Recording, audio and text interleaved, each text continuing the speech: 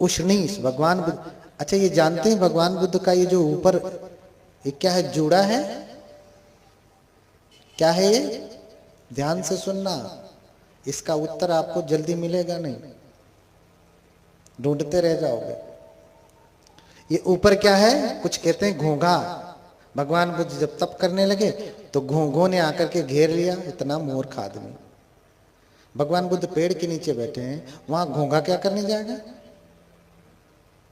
हाँ? अरे कहता दीमक लगा लिया तो एक पल के लिए समझता कि भाई दीमक पकड़ लिया होगा।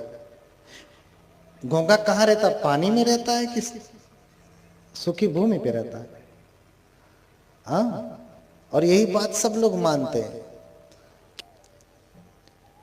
ये जब भगवान को जब ज्ञान प्राप्त हुआ नहीं, तो भगवान भी हमारे जैसे ही, आप बनते लोगों के जैसे ही, ऐसे ही बिना बालों के थे, गंजे थे। इसलिए उनको मुंडक, जो भगवान बुद्ध को पसंद नहीं करते थे, मुंडक कह देते थे।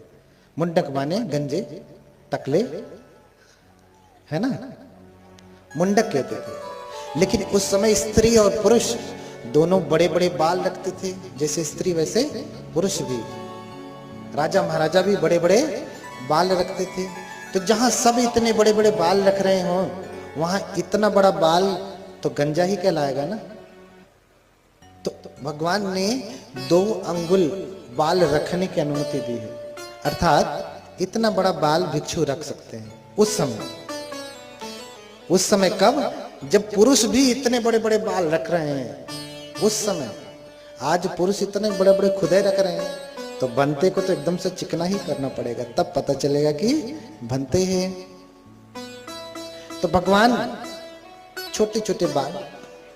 कारण दूसरा ये भी था कि आज के जैसा तेज धारदार वाला उस तरह नहीं था, रेजर नहीं था कि रोज बना लिया। वो पत्थर पे ऐसे घिस घिस करके बनाते थे तो ये चमड़ी उमड़ी भी कट जाती थी, है ना। तो 1 महीने में 1 आध बार बनाते थे, तब तक जो कटा छिला रहता था ठीक हो जाता था, फिर दोबारा काटते थे। तो इसलिए इतने बड़े बालों की अनुमति दी उस समय। अब सोचिए, इतना बड़ा बाल हो तो मेरा सर काला लगेगा ना थोड़ा सा। भगवान बुद्ध का भी बाल छोटा ही है। जब उनको ज्ञान प्राप्त हुआ तो जिसे आप यहाँ तारो कहते हैं ना, तालो, यहाँ पे जब बच्चा छोटा होता है तो ये ऐसे धक धक धक धक करता है ना। तो माताएं क्या करती हैं, अब जॉनसन्स वाली होंगी तो जॉनसन्स का तेल, नहीं तो सरसों का तेल लगा करके उसको क्या करती हैं, क्या करती हैं, खूब चपचपा देती हैं, मालिश कर देती हैं। क्यों? क्योंकि ये मजबूत हो जाए। हाँ, क्या हो जाए? मजबूत हो जाए। घड़ा बनाते हैं ना तो ऐसे जोड़ते समय थोड़ी सी खाली रह जाती है। हाँ, जब आप कचौरी बनाती हैं तो भरती हैं तो ऐसे बंद करती हैं, थोड़ा खाली रह जाती है ना, उसको दबाना पड़ता है, मालिश करना पड़ता है। बनने के बाद ये कचौरी का थोड़ा सा